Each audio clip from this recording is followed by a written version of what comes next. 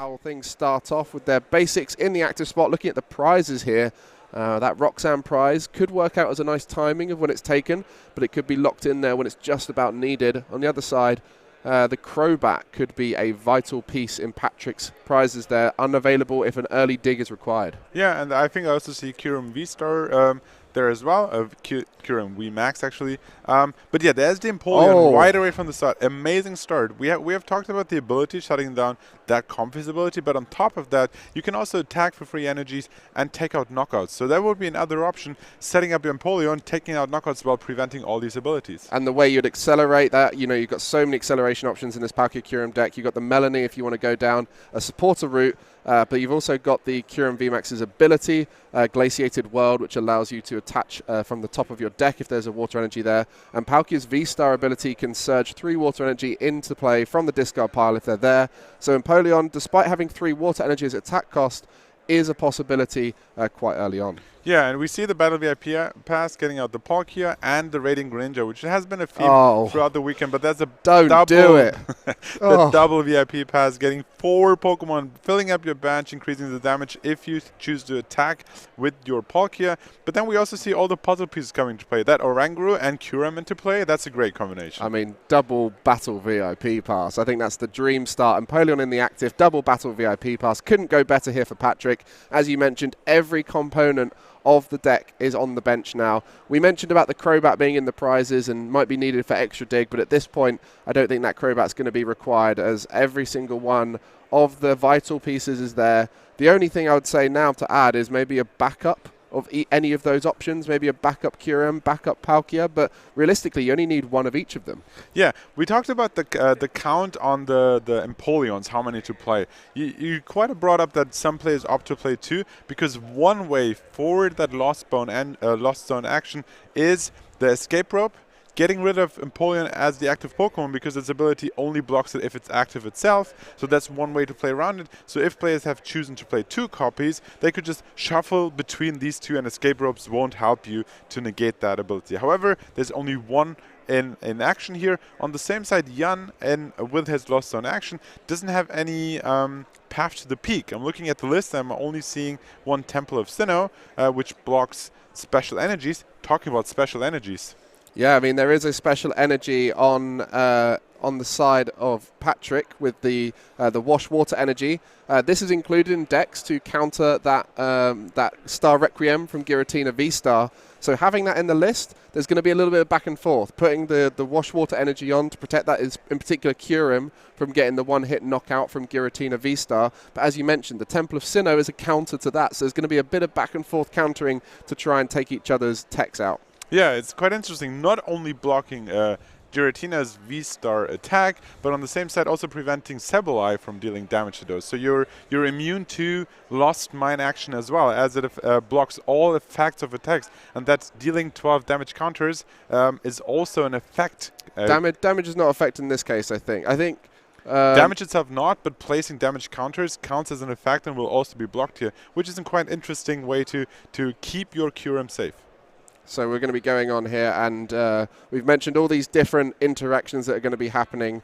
And to start things off on Jan's side, a Luminion is played. That's not the ideal start for him. He'll be wanting to get those Comfey flower selectings going, but with Empoleon in the active, not going to be a possibility here. So everything right now in favor of Patrick based off of this opening hand. There's going to be a lot of work required for Jan. Does get that Chorus Experiment off the Luminion. That is the best way to kick things off in your first turn to get things into the Lost Zone. And it's going to be needed because that flower selecting is not going to be an easy option. Yeah. Luminion, however, gives you access to Chorus Experiment, gives you access to 5 cards, but looking at it, 2 Chorus Experiment, 1 Merge Gate, 1 Battle VIP pass. Going to have to take one of those Chorus Experiment for future turns, maybe even both, but it does opt to send 1 to the Lost Zone. The Mirage Gate has a few in hand, so sends one of those as well. Battle VIP pass at this stage is fantastic, and probably hoping to get that flower selecting on the go somehow. Maybe an Escape Rope would be an option. As we mentioned, there's a lot in these lists generally. There's 3 in Jan's list here. So if a flower selecting on the bench comes forward, Comfey on the bench comes forward, they will be able to flower select off the back of an escape rope, pushing the Empoleon out of the active. Yeah, we talked about Lost Zone increasing the count and how the basic Pokemon are basic Pokemon without rule boxes won't have abilities thanks to the Empoleon. I think one way to play around that would be that Mirage Gate, increasing your count, Lost Zone count, up enough to be able to use that maybe by using Colruy's Experiment a couple of times there because Comfey is not an option. But we have to see if maybe an escape rope comes into play and helps them to settle up further. I think that's why the Greninja's been used here, to try and dig for an escape rope, see if it's possible. No instant play. I'm sure if he saw an escape rope, it would be instantly down. There's not many cards you instantly play, but in this matchup, that is the one. So I think we are just seeing a pass, and it's over to Patrick. Pass? My goodness. Yeah, I think is there that is an energy over on that Giratina? It was a capture energy to chain out. I think it was a battle VIP pass. And then only took the one Giratina and then chained it with the capture energy into the next one. So, considering you have to pay that grass and psychic energy, of course it's better than non-energy, but preferably you would have one of these two to have more flexibility attacking in future turns. However, one of the free energy costs is colorless, so that can also be used, and then pairing that up with the Mirage Gate, which gets you one of the two basic energies each, would be there exactly. Yeah, really interesting list from Jan in terms of capture energy. So you see one in play, see one in the prizes. There's actually 3 capture energy there, which is higher than most we've seen today. We've seen 1 typically in lists just as a bit of extra consistency to help find the Pokemon you need. But on this occasion, 3 is definitely hoping to get an early capture energy off if possible, increase the odds. Similar to Battle VIP Pass, you want to be seeing those basic search in the first turns to try and build out your bench. And it's worked beautifully here with Battle VIP Pass on both sides, activating the bench with everything you need. So both players, I'd say, are pretty well set up right now, but that Empoleon really did act as the ultimate blocking tool to win this matchup early on. And we see that Raining Greninja, thanks to its ability, has already discarded 2 water energies. With that Ultra Ball, there's a third one going into discard pile, and that Ultra Ball actually gets a Kyurem VMax out. Very interesting. Interested to see if maybe Palkia VStar also makes an appearance in this turn, using its ability, powering up either Kyurem or that Empoleon. But yeah, there's the Palkia VStar, and if we see its ability, actually we see a balloon, and having Greninja. Okay, let's see what's going on here. So Guru being used there to switch onto the top. Greninja has already been used this turn, which is why I think he's signified that by turning it slightly to the side. Obviously, turning it too far will indicate a status condition. We don't want to give away any false information. But actually, no Manaphy on the bench, and that's going to be an opportunity to double snipe Comfey. So not only has he disrupted it with the Empoleon at the start, blocking it with the ability, but coming in with the Greninja, double snipe on Comfey, very little dig potential now. Great disruption from the start from Patrick, and 2 prizes will be taken for that. Absolutely. Not only disrupting, but taking 2 prizes, getting an early lead there, and making it very hard for Jan to increase his Lost Zone counter and play around that Empoleon. However, if he has access to maybe more of his Comfeys in his deck, I think he's playing 4 copies, 2 in the discard pile now, 1 in the prizes, so he has 1 more in his deck maybe. So if he gets access to that, at least he can slowly increase his Lost Zone counter. We've seen a lot of Manaphy blocking out Greninja's Moonlight Shuriken throughout the weekend, but this is one of the first decks I've seen without the Manaphy getting punished, and it's so important to have that Manaphy available to protect your Comfey. So first turn Empoleon blocking the Comfey, second turn Greninja removing them. This is the kind of start you want to see. We said about the meta right now is less about how can I get my attacks off as quickly as possible, and more about how can I make my opponent miss a turn through being disruptive. And taking out their main draw engine is going to be a great way to do that. And especially as we saw, the Lost Zone is at a very low count. Jan's deck is going to rely on those Mirage Gates to accelerate energy. And when you're only at 2, now 4 in the Lost Zone, 7 is a long way off without Comfey. And we see that Comfey required to with the capture energy, but that's still not going to be enough. Yeah, and we saw that thanks to the escape rope, Patrick was actually able to bring back his Empoleon. Not only that, because it has the Pokemon tool, the balloon, attached, it can easily retreat next turn as well. So it's a very great tool to have there, very great access. Looking at the Lost Zone counter currently at 6. I think he's going to go for the Abyss Seeking here. That's why that Lost Zone counter's gone up. So Abyss Seeking, the Giratina V's attack, just to allow for a Colruy's Experiment-like effect. You look at 4 and 2 go in the Lost Zone, 2 into your hand. So Another way to increase that lost zone counter, but can be a bit too slow in certain matchups. And right now, the prize race has already begun with Palkia Kyurem taking 2. So a turn like that wasted to filling the lost zone up is not going to be going too well for Yan. Yeah, and this is the combo potential that we see right now. There's a Capacious back in his hand, which allows him to get more water energies out of his deck. Then Oranguru can put it on top of his deck, and Kyurem can actually discard the top card, and if it's a water energy, attach it as well. So it's a great way to get energy acceleration into your deck as well. Yeah, and we see the prize early on we mentioned was Roxanne. Roxanne being in the prizes is vital right now because that's the biggest comeback mechanic in the game we have. So if you're behind, like we see Yan right now, he needs that Roxanne to be able to start taking that comeback, and it just looks to be too tricky. And it's one of the best comeback mechanics against Palkia Kyurem because of how powerful that deck has to power up. You know, loads of energy needs to be put on the Kyurem, loads of it has to be discarded all at once. If there is a mismanagement of energy, then it can very quickly turn into a Roxanne comeback where 3 or 4 turns in a row missing of an attack. Yeah, there's the energy retrieval, getting 2 energies from your discard pile back into your hand. So Patrick's hand looks quite commanding, quite comfortable. Options here, Collapse Stadium could get rid of that Luminion on the bench for either player, I suppose, there. And we see a Quick Ball searching for another basic Pokemon, further thinning out the deck, getting out, is that a Kyurem? Is that... the Kyurem VMax going to use the Glaciated World, or it's already used it. Just missing the acceleration there. But you can see how much water gets out on the board with Palkia Kyurem. Just all that different acceleration available. Melanie, Glaciated World, and Kyurem to get one extra attachment in both of those per turn. We've already seen the VStar used with the Star Portal, so that surge of 3 water energy has already happened. And I think we saw an amazing knockout. Like, that's the great potential of the Palkia. Because both benches were full, you could use the maximum potential of that subspace while doing 280 damage. Actually enough to take out that Giratina V. Yeah, and at this stage, like I said, the only comeback I can see potentially for Yan's deck is in the prizes with that Roxanne. And I'm not sure if he knows it's in the prizes. It's a very easy prize to miss. The one-ofs in your deck are quite hard to catch, especially when you're searching through for Pokemon early on. You might miss that late game tech because you might think, oh, I'll check for that later on. So it depends on how thorough Yan was with checking the prizes as to whether that Roxanne's been seen. Other than that, disruption-wise, the only way is really to remove energy through knockouts, and that's one of the most typical ways of disrupting a deck is just removing energy, and there's too much of it on the board right now for Palkia Kyurem. Yeah, it's a very commanding position for Patrick here. I think the lost on counter is now up at 7, which Mirage Gate allows to charge up that Palkia V-Star, Giratina V-Star on the bench. We see a Psychic and Water energy, so maybe he's deciding not to look for that Grass energy to attach to the Giratina.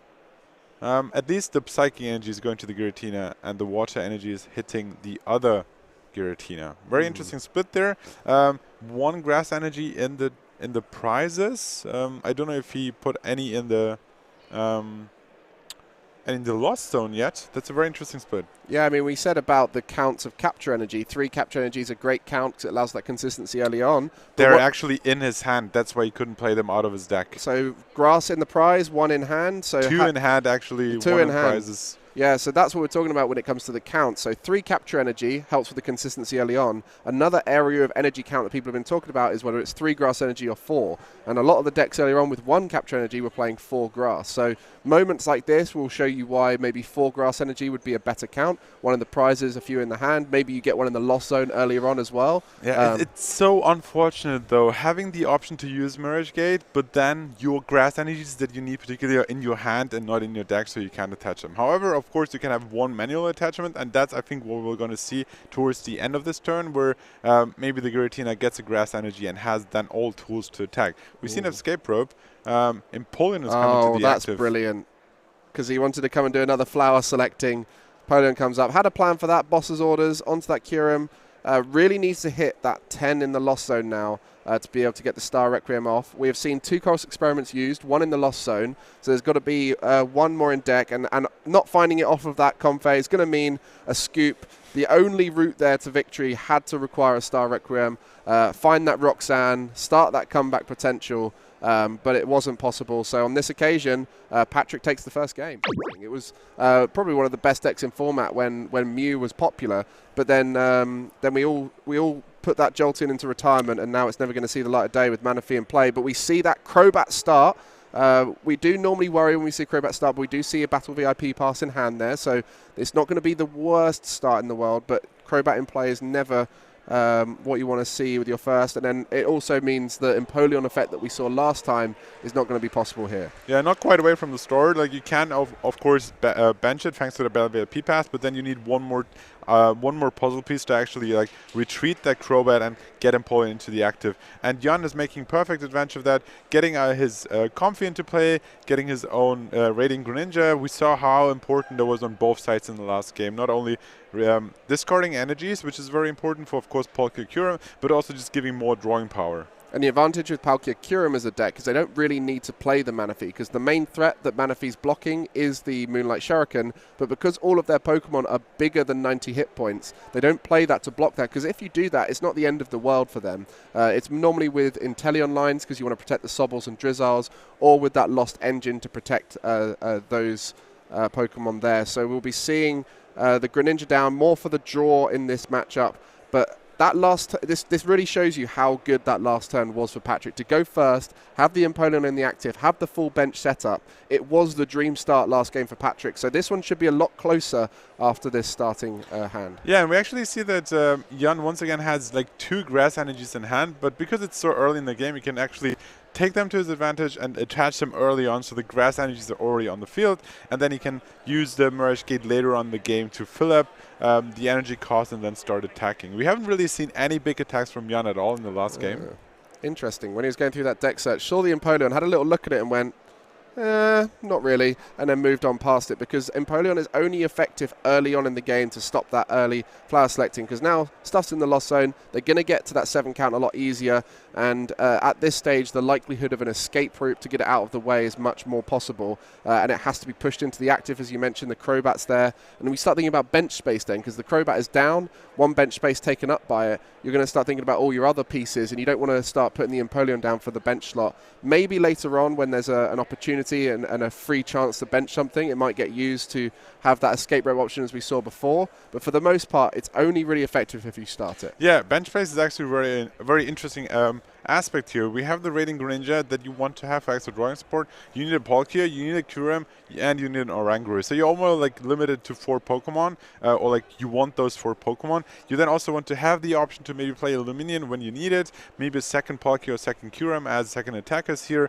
So yeah, bench space is definitely limited, and with that Crobat already in the active spot, you might want to think twice about which Pokemon to bench. And right now, Jan is going to be incredibly scared of that Greninja, because that potential to get rid of both Comfey not only will get 2 prizes, which is the kind of rhythm you want to see in this matchup of getting 2 prizes every time you attack, because it works out with the 2-2-2 line, but it also means the draw engine is gone. So Patrick will be looking to get the Palkia VStar next turn, power up the Greninja, and start that attack with the Moonlight Shuriken. For now, it works as a great support on the draw engine, gets Waters into the discard pile, and helps out the Palkia for when the Star Portal gets activated. Yeah, and we're looking at Irida getting out 1 item and 1 Pokemon, a water Pokemon. There's the Empoleon hitting the the hand, and then also the Capacious Bucket getting 2 more cards out. So just by playing Irida, you got like 4 cards out of his deck, thinning out the deck even further, giving him access to more water energies, and having that Empoleon as an option. The only missing piece now is an Oranguru to help with the Kyurem next turn, but it's not needed right now. It could be used as a bit of extra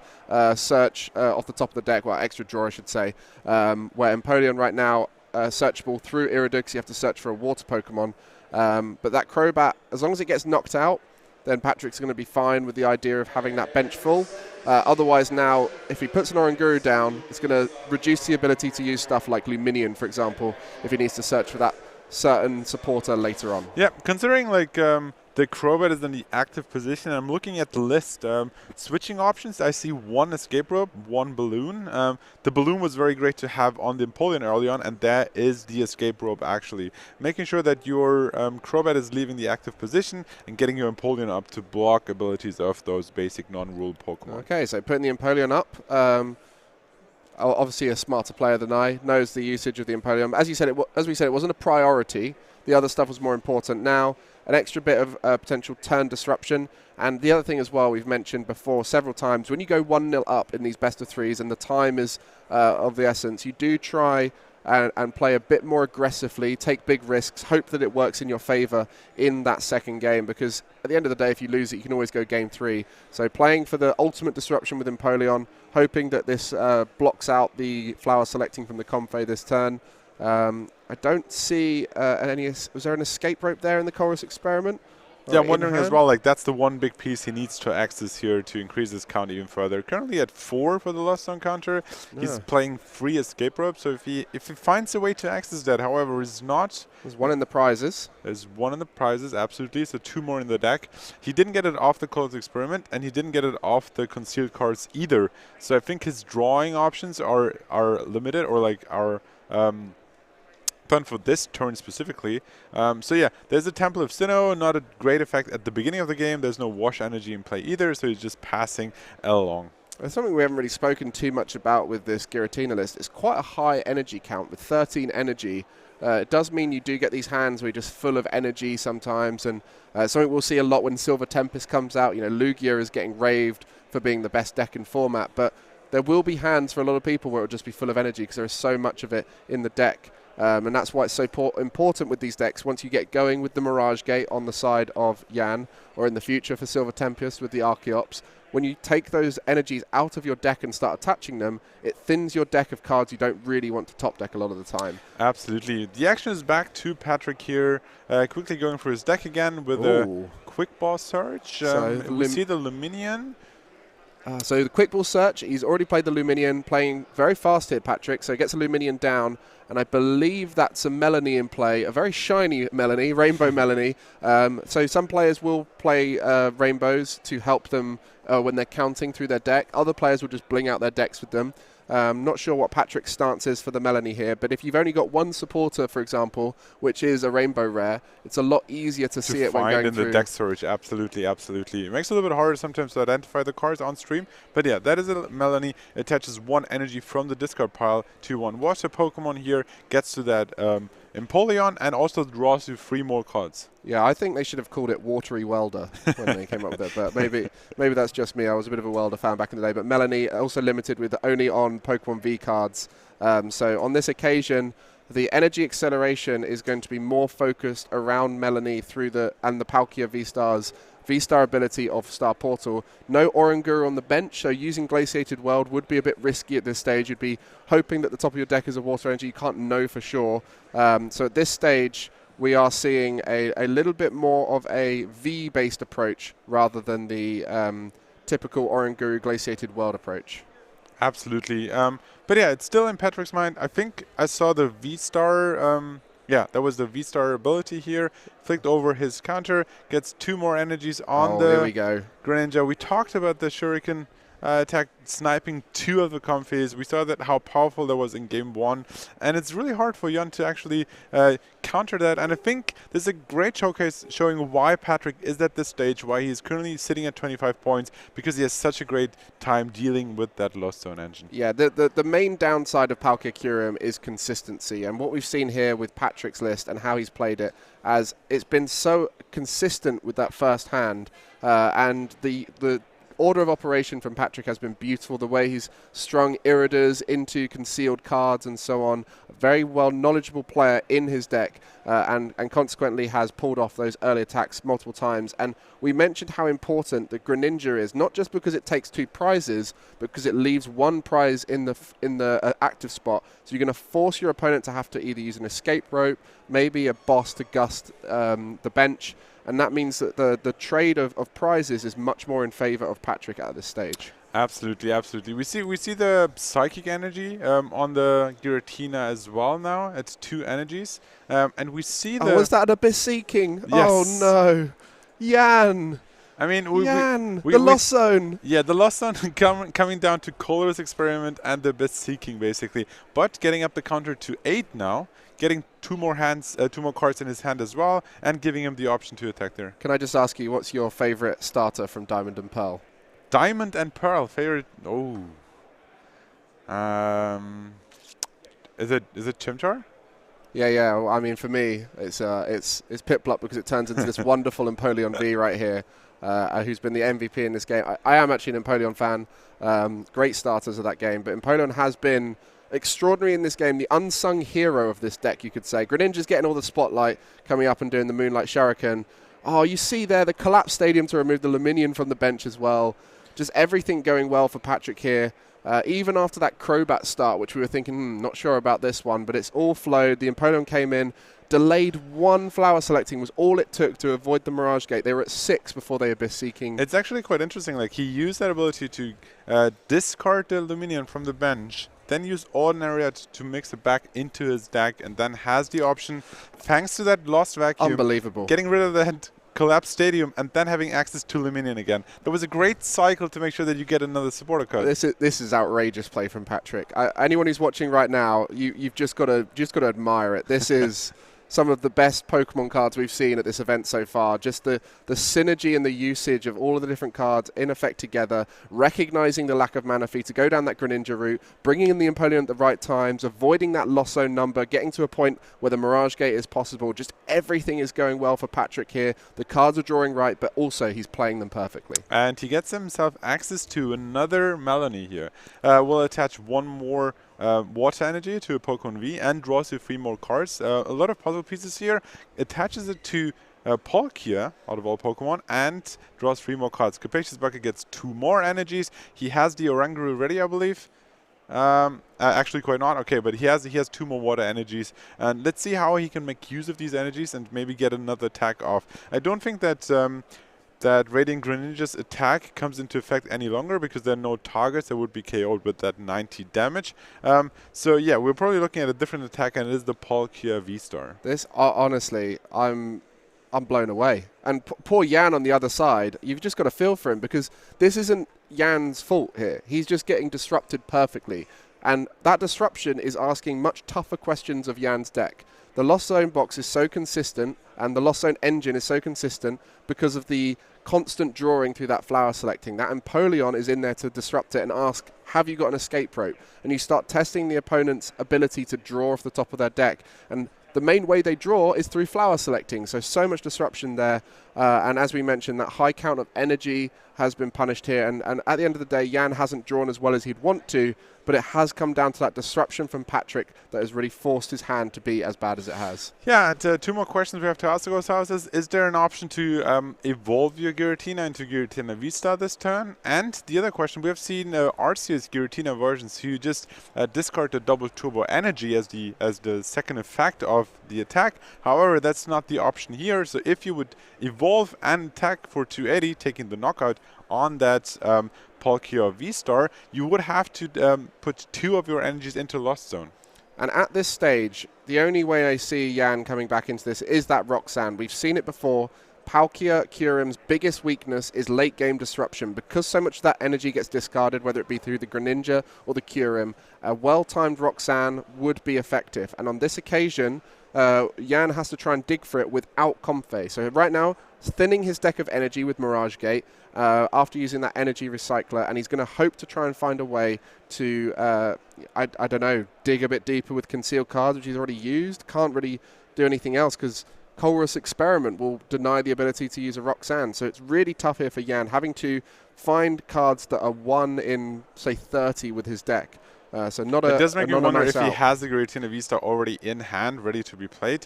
Because the Mirage Gate, of course, getting 2 more energies into play, which could be used as the discard effect. So we see a Sableye hitting the bench. I don't think that will attack here. An Escape Rope to use the concealed card once more, getting a balloon attached as well.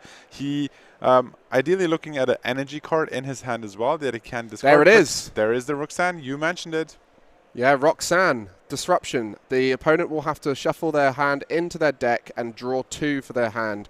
Meanwhile, Jan will get to shuffle his hand into his deck and draw 6. So a great comeback mechanic for Jan here. And as we see, the knockout potential on Palkia could lead to only 1 energy on board for Patrick. Yeah, one of the greatest comeback cards in the past was that N supporter card. It's quite interesting to see that in this specific case, it is exactly a Jan at 6 price cards and Palkia or Patrick at 2. So this is pretty much the same effect as playing N late in the game. What a 6 throwback. cards. Yeah, let's see if Jan maybe can get the Giratina VStar out of those 6 cards. Just to judge here, just checking the the energy attachments. I think there was a manual attachment to the active Giratina and 2 energies through the Mirage Gate to the benched one. There's the evolution. And we mentioned about the Star Requiem and how important that is to knock out the Kyurem. So then that's where the Wash energy might come in and the Temple of Sinnoh. So there's going to be some interesting interactions coming up as we see the first...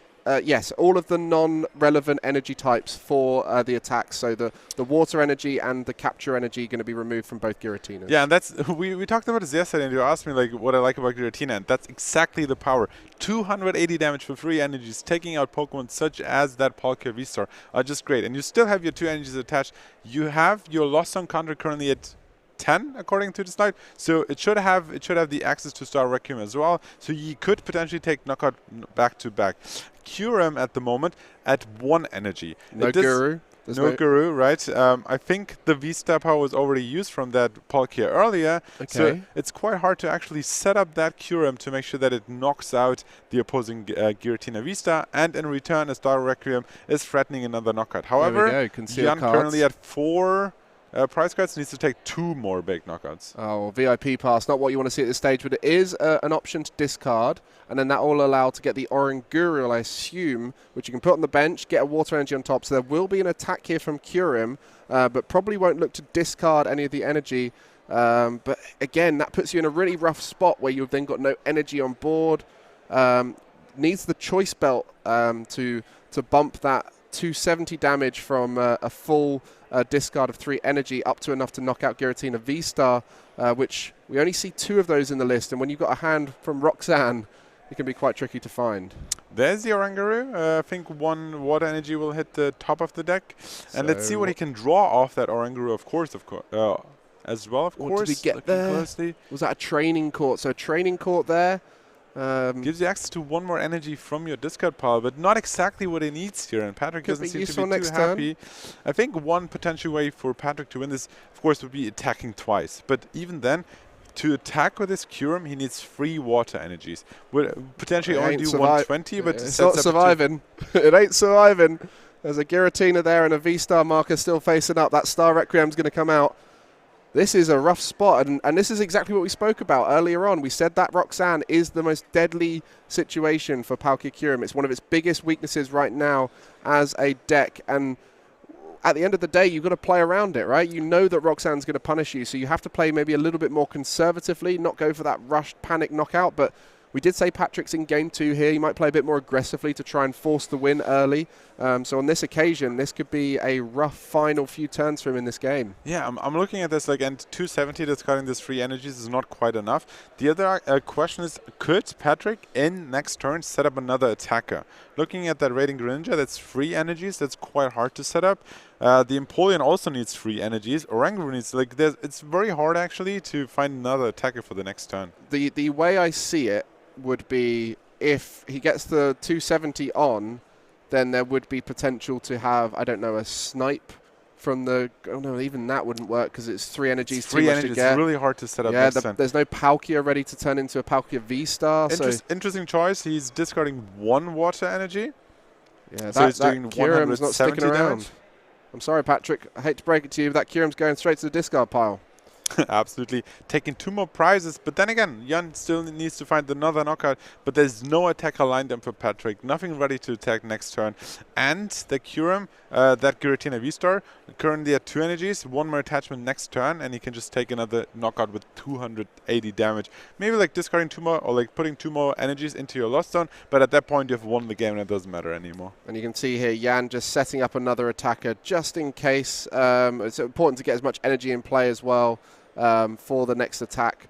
But at this point, I see Patrick has played the game near perfectly, maybe just a little bit too aggressively this game, you could say, which has led him to have not enough energy in play once that Roxanne came out. But realistically, there wasn't much more he could do. He's just trying to play aggressively to steal that game 2 win, especially going second with a Crobat start. He's done so well to get this close to winning. But wonderful play from Jan, recognizing his outs with the Roxanne, setting up around it, not panicking, just playing his way through it.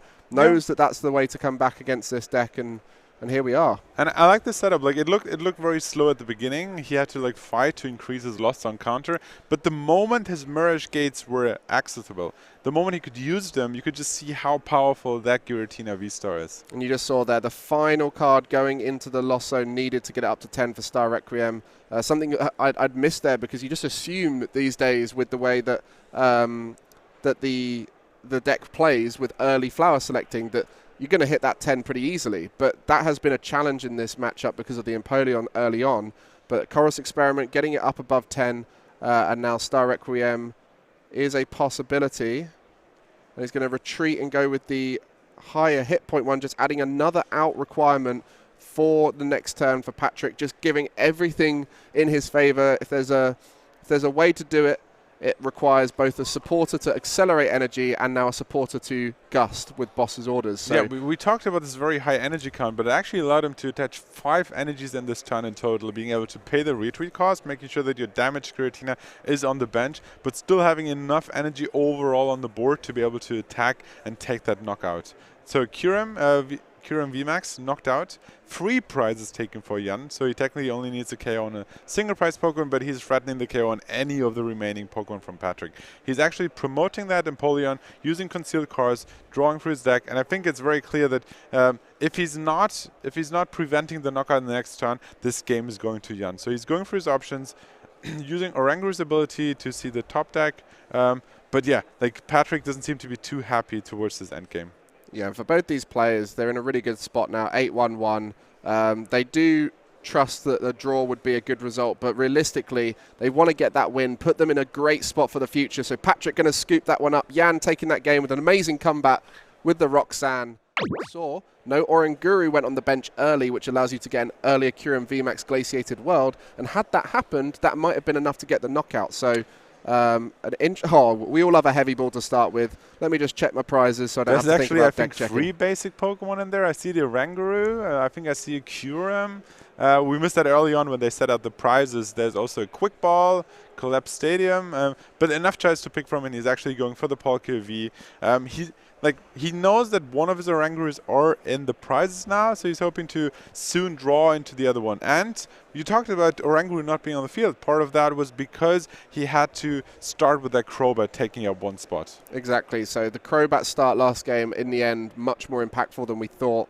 Luminion had to be used as well. We saw the Collapse Stadium play with that. So Luminion was a necessity there. So had Crobat not been in that starting position, it would have been a whole different game. And that's just how it goes sometimes. When you play a basic Pokemon that acts as a supporting role, it can sometimes be your opener, which you don't want. If it's got a interplay effect like Crobat and Luminion do, it's never where you want to start. There was also another puzzle piece we mentioned towards earlier in the first game. It is the Wash Energy. Had Patrick been accessed the Wash Energy earlier in that second game, he could have prevented that Star Requiem as well. But he didn't find that piece either, so it was very unfortunate. And he actually has to attach it to that Radiant Greninja to potentially snipe 2 Comfies again. But Patrick, having 1 Comfy, having access to the ability, and having Battle VIP Pass to go for first deck search, and finds 2 more basic Pokemon to bench. Yeah, I think these 2 decks are definitely the better decks in this format right now to pinch a win in a shorter Game 3. Both of them able to get quick knockouts. And having a lot of prizes available on the board, it does allow for that back and forth 3-turn race. So once they both get up and running, we'll definitely be able to see potential for a result here.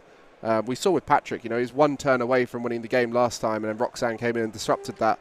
So with that similar game plan here, we'll definitely see Patrick. And Patrick wants to get in there early, right? He wants to get in there before the loss zone becomes active, wants to disrupt the loss zone and get the win before that 10 count comes in and Star Requiem can take his Kyurem. Yeah, and we see how important that that rating Greninja is both players opting to play it, discarding energies, drawing more cards, getting more options, and the first flower select is actually putting a grass energy, 1 out of 3 grass energies, into your Lost Zone. Right, so we see the typical flower selecting approach here, trying to get through that deck, build up that Lost Zone.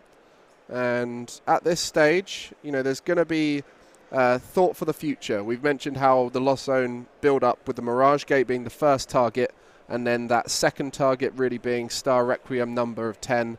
It also activates the Lost Mine, not so effective in this matchup because there's a lot of big bulky Pokemon on Patrick's side. You don't really have the time to sprinkle 120 damage around. And the Cramorant early on can be a nice little poke at the beginning of the game if you don't power something up.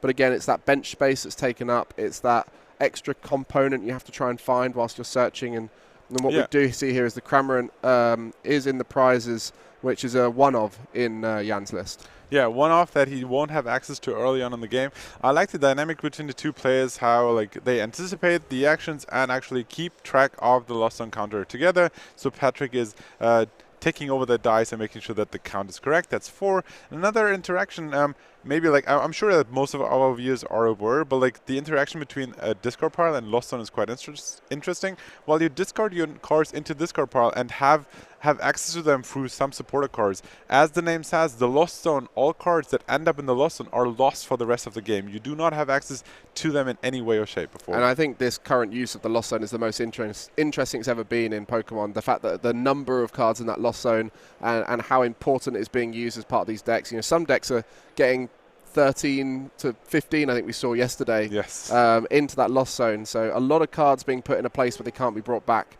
Definitely a fun mechanic there. And in this matchup, you said the Lost Zone counter gets counted by both players. And why do these players want to keep track of their opponent's board state?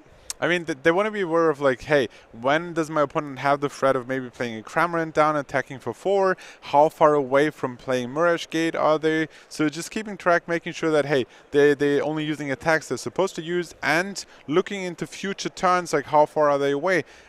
How soon is the threat coming up of accelerating those energies and getting Giratina VStar active and ready to go to attack. We see an Irida being played, so access to 1 water Pokemon and an item there, getting the Capacious Bucket, and we have seen quite similar turns in the past as well, getting 4 cards out of your deck through that 1 single supporter. Yeah, and we've seen it as well with a lot of these top players. They start tracking all of the next few steps with their front of deck before they exit the deck search. So bringing those 2 waters to the front behind the Capacious Bucket, knowing they're going to come with the card there. And there's a second Oranguru, so 2 in the list, 1 in the prizes. That's why it wasn't taken from the prizes earlier, and instead the Palkia was chosen. This occasion, Oranguru's there. And as we mentioned, the starts in those first 2 games, except for the Crobat in that last game, were near perfect for Patrick. Yeah, we actually saw the concealed cards towards the beginning of Patrick's turn, which actually got him access to Kyurem and that Oranguru. So 2 great combo cards to get together, especially. But yeah, you want that Kyurem VMax soon to make use of that ability combined with that Oranguru. Okay, so the attachment this turn will be going on Kyurem, maybe there. Just changing mind, going for the Palkia instead. Palkia, a great attacker into the unevolved Giratina. The moment it becomes full size, you have to try to find the choice belt. You have to have full benches on both sides. But we do see 2 energy being discarded by the Greninja. Moonlight Shuriken coming through, going to take 2 Comfey out of the game. Oh no, just the 1 Comfey. 1 Comfey and 90 damage on that Giratina. But yeah, reducing the Comfeys out of the field once again, pretty strong. And it's impressive how Patrick back to back was able to pull that off. Yeah, and the smart thing here from Jan, only having 1 Comfey available, so good adjustment from him there. Previously having 2 on the board, that's typical board state for the Comfey, so you can quickly switch between them. On this occasion, not allowing that Moonlight Shuriken to get full value. And as we mentioned, that 2-2-2 prize race is the optimal route for Patrick. But if there was only 1 available through that Moonlight Shuriken, it's going to skew the numbers and force Patrick to take 4 knockout turns. Yeah, another aspect I want to talk about is Palkia VStar's ability. So we have seen how it accelerates free energies from the discard pile, and typically that is used to power up that Kyurem. Kyurem was short of energy in the last turn, and that's specifically because the ability was used to power up the Radiant Greninja. So it's really interesting to see how, yes, you get the early snipes, you get Comfy out of the field, but at the same time you're lacking the energies you need on Kyurem later on in the game. Oh, 100%, and it can also be a way to get out of Roxanne, right? If you hold that VStar early on, you can pull it off after a Roxanne, or like you said, you can put it onto that Kyurem so the Kyurem doesn't feel like it needs to accelerate so much. And actually what you see here is double Comfey back down, and I think this is where the Moonlight Shuriken is so hard to power up, because Melanie is a way to power up V cards, but it's not going to work against on the Greninja. So it's going to be relying on a Glaciated World as the only option to get 2 water energy in 1 turn on Greninja. Yeah, to potentially snipe again 90. Now, because that attack, because Palkia's ability was used and Moonlight Shuriken was used, I feel like Jan was more confident to actually play 2 Comfies down here. Used both abilities, now brings that Blue Minion and shuffles that back into his deck, I believe, with the Aqua Return. Okay, I didn't think we'd be seeing an Aqua Return in this match, but a way to get rid of that Luminion from the bench as well and keep the Comfey in play. So one of the Comfey was scooped up into Jan's hands, so again, to protect from that Greninja snipe. And so we're seeing a management of board state here from Jan, as he can't find the V-Star in time, but does have Mirage Gate on activation, so he can start looking to power them up in a pinch once he gets the V-Star down. Also another aspect is like he needed that Star Requiem to take out the Kyurem VMax. Now having used Aqua Return, dealing 120 damage and shuffling the Pokemon and all attached cards back into your deck meant he has the energies in deck to make use of Mirage Gate later on again, and also has 120 damage on the Kyurem, which means if it evolves, it's down to 190 of the 310 HP. So an easier attack, easier time for that Giratina, not having to use a Star Requiem to take out the Kyurem VMAX. Yeah, and also the energy is all going back in with it, so they'll be available for future Mirage Gates. So Luminion coming in here for an attack. I didn't think I'd be saying that in this matchup, despite it being in both decks and water available for both of them to use it. And we're going to be seeing Patrick now trying to get that return knockout. And the advantage we've got here, based off of that first turn with Greninja, is going for a 1 prizer here is not too big an issue, because you're going to at some point have to take out the 1 prizer to get it back onto even prize cards. So right here, they're just having a discussion around a card being played.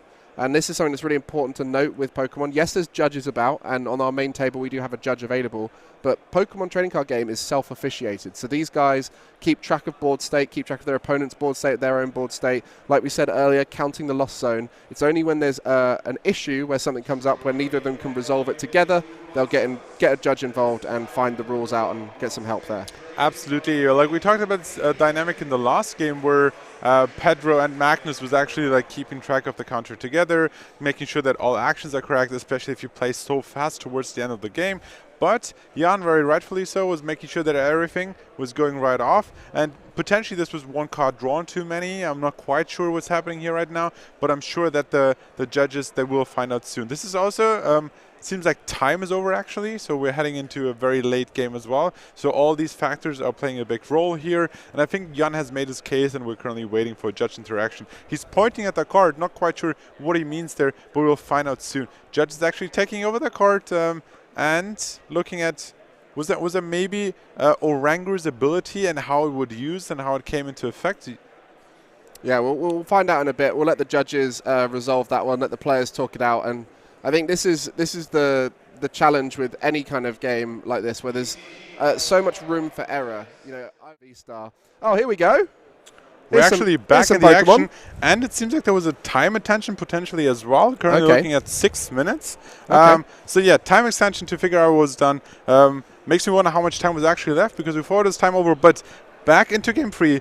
Back into the action. I don't see any prizes being taken, so there was no prize penalty for sure. But But yeah, we've yet to find out what the ruling was. But yeah, game is back on, and we have 6.5 minutes. That's actually quite a lot. If there is a prize penalty, we'll have to let you know, because the way it works is you keep them there. It just means that they're taken. Have to draw less prizes. But at this stage, we know as much as you guys do, and we'll let you know once we know. But this is definitely a even board state. Both sides could come back here. We were about to witness the Palkia knock out that Greninja, putting it to 4-6, and we did have a little bit of fun while we were waiting. And for you guys, that time extension does mean we're back in the game. We're back in the running to see a result here. Yeah, absolutely. Like, we started the game with almost like less than 10 minutes. Now having 5 or 6 more minutes with this whole setup being in play is, of course, a lot of options to be taken for both players here. We see concealed cards once more, drawing 2 more cards, and you also see like the pace of play has just been increased once again, because both players know with that time extension there's the potential to take out enough Pokemon to actually win this game here. So yeah, it's currently Patrick's turn. Going through the options in his hand, we can't quite see the hand cards, but he has quite a few of them. Bringing back Empoleon, I think at this point, like, blocking ability is not as prevalent or like as important, but of course that's another potential attacker. It's really got to think about the Roxanne again now. We mentioned how last time was left with Kyurem on the board, not enough energy on it to get the knockout in the Giratina, and it really stumped him for the rest of that game. So this time, maybe thinking a little bit more about not just getting the knockouts, but what can he do if he gets Roxanne back with a knockout? Yeah, that's one option to keep in mind. Looking at the loss on counter again, we're currently at 7. We saw, if you already forgot about that, we saw the Luminion attack with the Acro Return. That's why the Kyurem VMax has that 120 damage over there back into the deck, which means the energies and the Luminion back. And potentially, we don't exactly remember what Jan was featuring in his hand right now, but if he has access to more of those Mirage Gates and finding the Giratina VStar, because that's currently not in play yet. It's 2 regular Giratina Vs, so he needs energy acceleration, and he needs that Mirage, the Giratina VStar, to then start taking those big knockouts. Right, and you can see here just doing everything possible to thin the deck, get everything out. As we mentioned, it's key for that Roxanne. Every card that's taken out of the deck and utilized, maybe put in play, will make a difference. And this is the key to good players, is they thin every possible card they can, and utilize those energy where possible. So we saw a glaciated world, it seems. As you can see, that Kyurem just tilted slightly to the side to represent that, and that probably is what accelerated to the Palkia in the active spot, the wash energies from ages ago, and there's the turn attachment onto the Kyurem. The knockout on the Greninja puts them down to 4 prizes, and as we mentioned, trying to do everything possible to avoid getting Roxanne in the future. Right now, safe from it because still on 4 prizes left.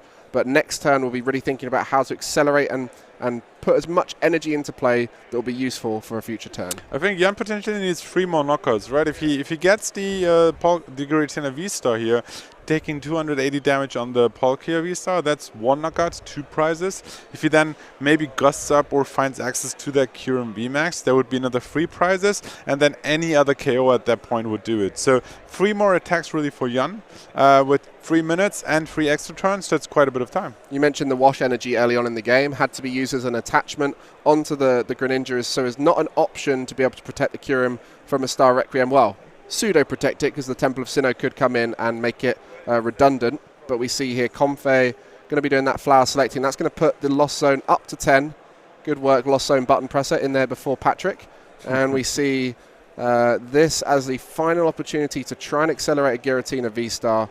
That will be key to try and get the next knockout on Palkia. And as we mentioned, both these decks very aggressive in the way they get knockouts. So the moment we're within range of 2 knockouts, so for Patrick he is right now, with 4 prizes left, there is every possibility that when we hit time, within that turn 0 through 3, they'll be able to get the knockouts. And there we go. Giratina now at 3 energies. Because of that first energy attachment, he...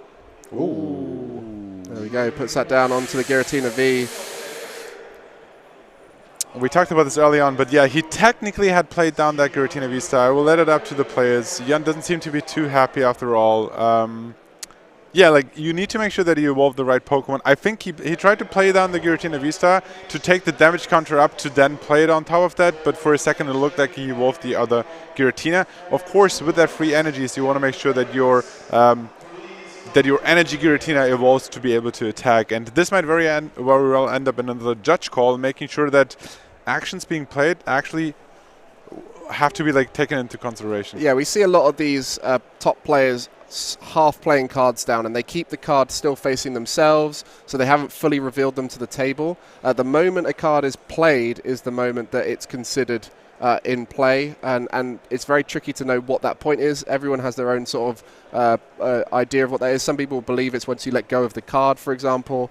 Some people believe once you put it on the table face up. There's so many different ways people are able to interpret that, and at this occasion Patrick is just questioning whether he believed that was in play or not, we believe. So wait for the judges there. Absolutely, and you might very well think like, well, obviously he wanted to evolve that charged up Giratina V, right? But it's not up to us or any of the players to assume what would have been the correct action. So making sure that it is very clear, not ambiguous, what you want to do, where your energies go, where your cards go, how to evolve, how to play down cards. So yeah, you mentioned how some players, they like maybe don't put it on top of a card. They'll do the sort of like the bendy push thing where they put it down. We saw it with the water energy on the Kyurem VMax earlier, or like where he was planning to attach it, but then hadn't let go and poked it back into his hand. Then and again, because it's sort of not been fully placed on the table, so it's still it's tough. And equally, like there's some ambiguous areas like calling out an attack, for example. But we are back in play here. We see the judge call. The evolved Giratina actually counts as evolved because the card was played down, so he does not have access to that attack this turn, of course. Yeah, very unfortunate there, but you see, even on this very high pressure situation in game 3 of round 11, simple, very tiny mistakes can cost you the option to win this game here. Yeah, and as we mentioned, the game is self-officiated until the point where there is a dispute, and that's where the judges come in. And we're very fortunate here on the feature table to be able to live stream everything, so we can make those calls a lot easier because we can see everything nice and clearly. There is a judge there watching closely as well, so everything is done very fairly here on the main table, and Jan will be remembering that for a long time, and this is part of experience, right? The more you play, the more top tournaments you play in, you make every mistake once in your career, and that might be the first time for him he's had to make that mistake. And it's really interesting how suddenly the focus has shifted from potentially winning the game with the tax-free Giratina VStar to make sure that, well, at least if I, through that tiny mistake, not be able to win anymore, at least make sure to not lose the game and secure a draw and one more point. And just from personal experience, I find that once there is one or two judge calls for whatever reason or a dispute, it can throw you off a little bit. And so you start to lose a bit of focus and start playing in a way that's not in control. And you see right here, Jan is the body language shows, and as all of us would be after making a mistake like that, you're going to be frustrated as it's taken your ability to win out of the game, and it might go in the favor of the opponent to take the win with no real hope for yourself. And so right now, Jan is just doing everything he can to finish off this game and hope that he can maybe force it into a draw, because that detrimental V-Star placement has put him in a very rough spot. Yeah, we talked how like 3 more attacks, maybe like we don't know if there's another time extension through that tiny judge call here and how much more time they have, but potentially had he been able to attack there and take out the Palkia, that's the first attack, and then if before time's run out he gets to announce the second attack, he has one more turn to take the final knockout. So like this path is not available anymore. Maybe he draws into another Giratina V-Star, evolves the other one and be able to attack, but it's very hard to actually draw the remaining 6 prizes. Yeah, and at this point, we've had an amazing back and forth here. The second game in particular was incredible. It looked like Kyurem Palkia had the game on board, and then Roxanne came out. Jan played it amazingly, got that comeback, and did exactly what this deck can do, which is set up well, get that Roxanne off, and get the comeback. And at this stage, the players, I believe, have agreed to a draw there as time has been reached. Yes, there was a fist bump. We saw a tie in yet another round.